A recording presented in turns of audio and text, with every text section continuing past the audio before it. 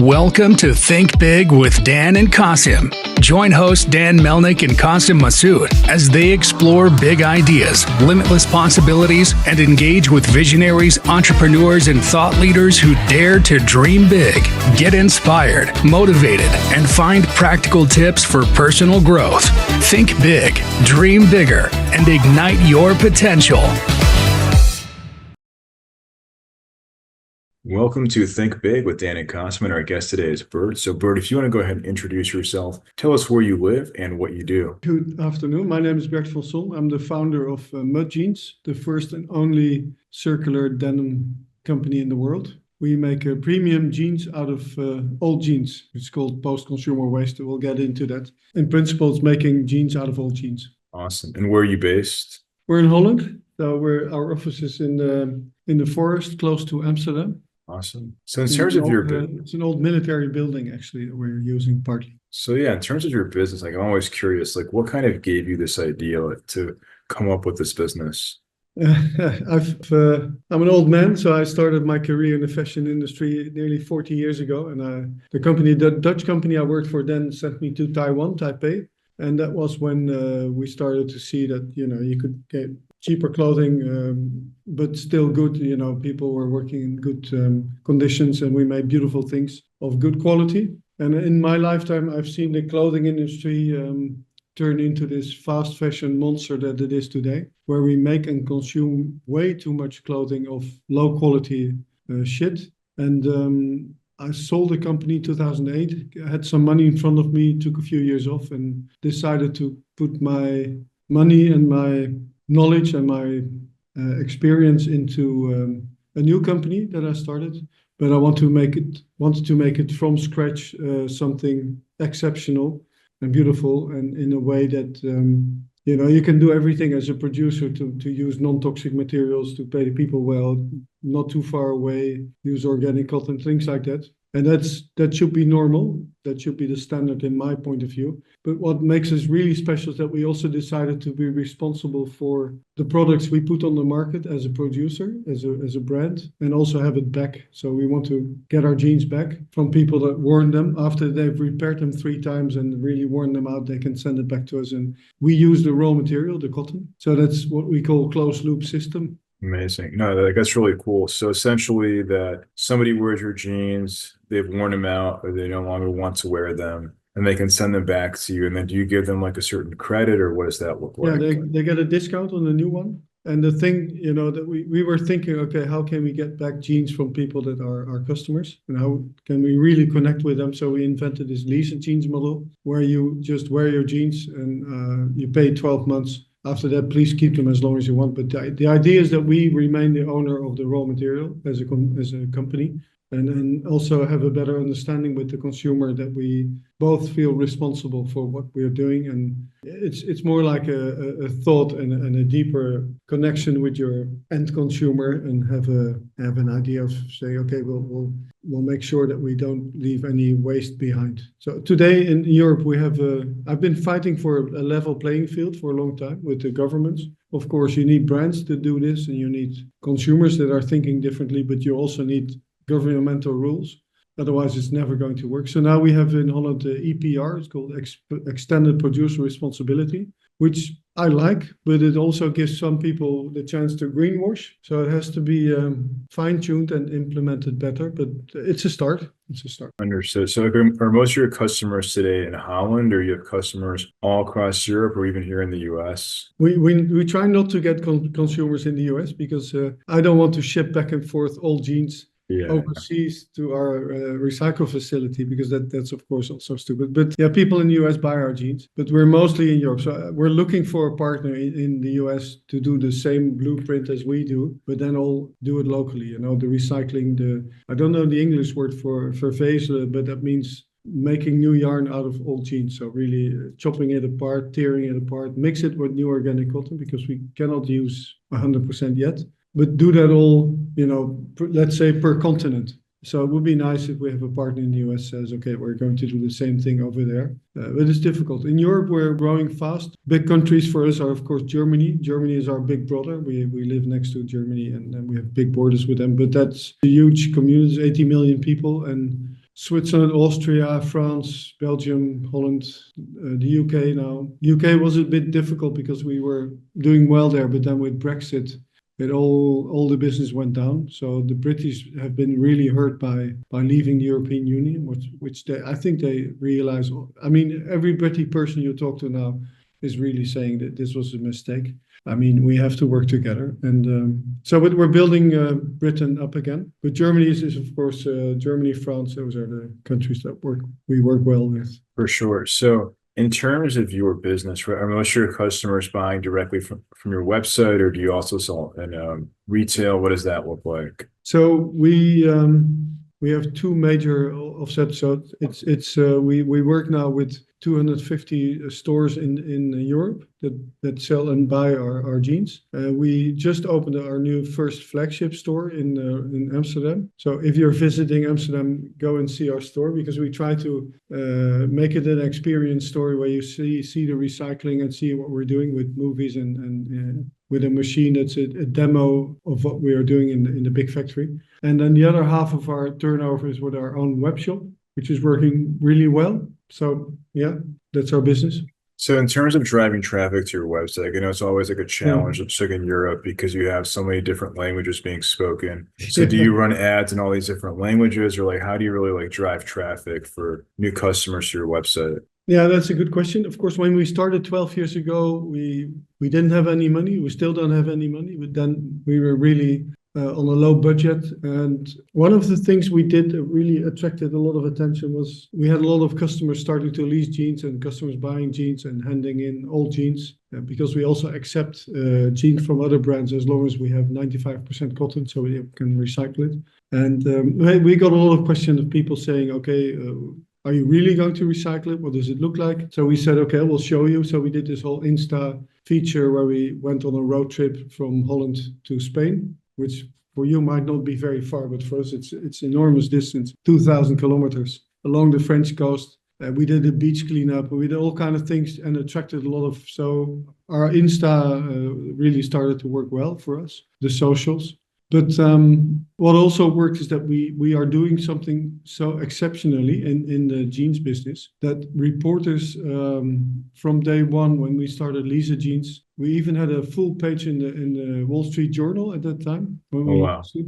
Because I think everything had been invented in the jeans industry. You name it, self-edge and the way of washing and whatever. But nobody ever thought of really taking back old jeans, leasing them, and do this circular business model, closed loop circular business model in the fashion industry. So we had a lot of attraction in the media, free publicity, yeah, a lot. Amazing. So in terms of your customers, you obviously sell men's and women's, but like is there like a certain breakdown? Is it mostly men or women, like in terms of percentages? Now, although men and women and genderless are completely different, but we sell 50-50, let's say.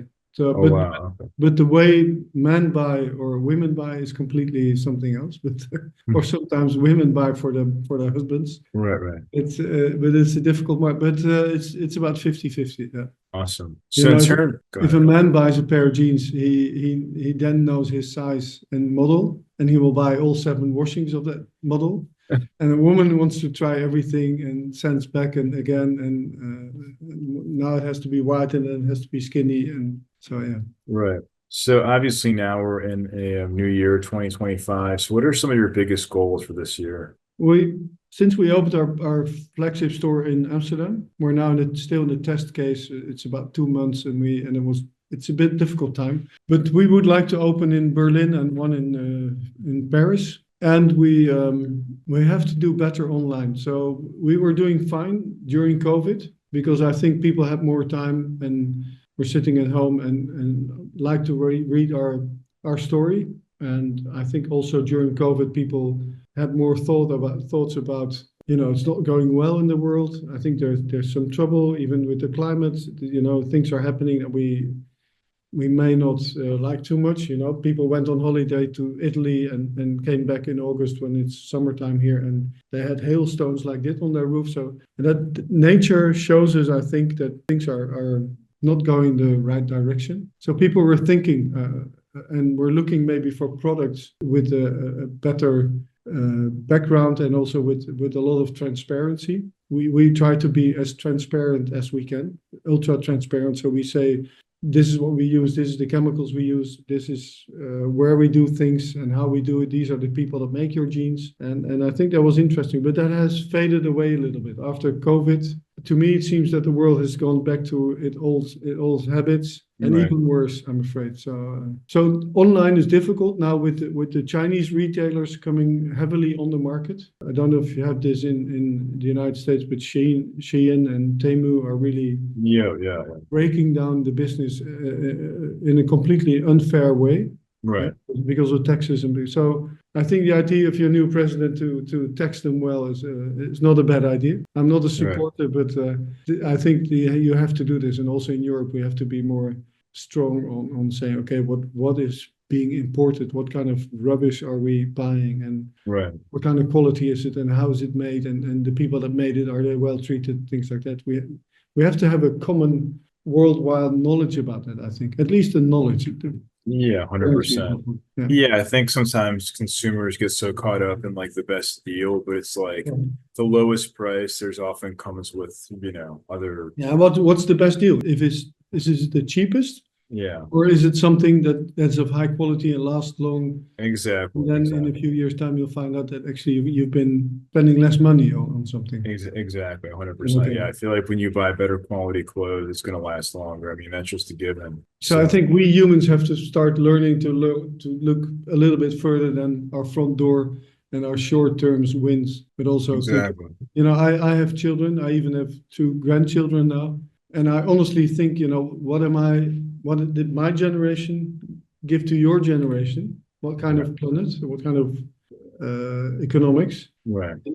Am I proud of that? And I can't say that I'm very proud of the world we're giving on.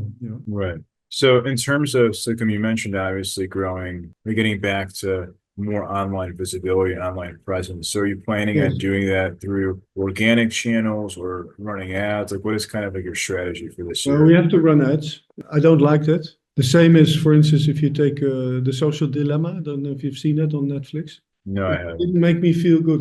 It shows the whole background of all social media and how it works, and how you as a consumer with your algorithm are completely fucked, actually, because you get only promoted what they think you should see. Exactly. As a company, we have to do something. We have to find you as a consumer and at least be able to tell our story and say, this is an alternative pair of jeans, which we think we really would like you to wear because you can be proud of what you're wearing. Right. But it's a dilemma between do I want to use TikTok, for instance, where I know that I have a huge reach, or do I say TikTok is also something that's not the best thing that's happening to humanity at the moment? Right. So it's hard, but we try Google ads and Facebook ads and Insta ads, but way too much, not enough money, or we can't be really strong about it. So For sure. we're struggling with it. It's difficult. Yeah, it's a challenge for sure. And like I mentioned earlier, I think especially in Europe, it can be like a bigger challenge just because it's like you have to run different ads in different languages in different countries. It can be, from that standpoint, it can be difficult sometimes. As opposed to like the US, like you can just do it like in English across the whole country. And Spanish also. Yeah, exactly. So So that's true. That said, we just went back from having 4 websites, one in German, French, Dutch, and English. English. Sorry, yes. And we just went back to 1. So we now actually we didn't have the .com all these years because some Czech idiot had it covered, and we just half a year ago we got mudjeans.com, which helped us, and we all concentrated now all on mudjeans.com. And you can choose your language if you want. So that makes things easier. Also for the ads, because we want to attract you to mudjeans.com. And most of it is now done in English because although you're right, if you want to address yourself to a German or to a French-speaking person, the French speak French, and that's it. Right. And they try English, but hard. And the Germans speak German. We as Dutch, we are a smaller country, and also Belgians and Scandinavian countries, they all know that they don't have 100 billion people. So they're more attracted to English, doesn't matter for them. Right. But the hard thing is, for instance, newsletters. Newsletters is something that works really well for us. We have a lot of subscribers to our newsletter because we want to be also informative. So we explain what we do and why we do it, and we have sometimes a technical story. But that's the opening rate of that is not that bad. If you mention sale, bang, people open it. So that's something we don't like, but we it's reality. For sure. So what would you say is, Right? yeah. No, yeah, it's definitely, I mean, that makes sense. So I guess like in terms of your business, right? If you could go back in time to before you got started, like what is one biggest piece of advice that you wish you knew? Okay. That's my advice I always give, but that's not very promising. It's maybe not what you want to hear, but if you make your business plan and you look at your Excel sheet, right, you make yourself some indication and you make a budget, you say like, okay, this is the kind of turnover that I probably will make the first year, for instance, and this is the margin I think I will make, and these are the costs I'm going to make.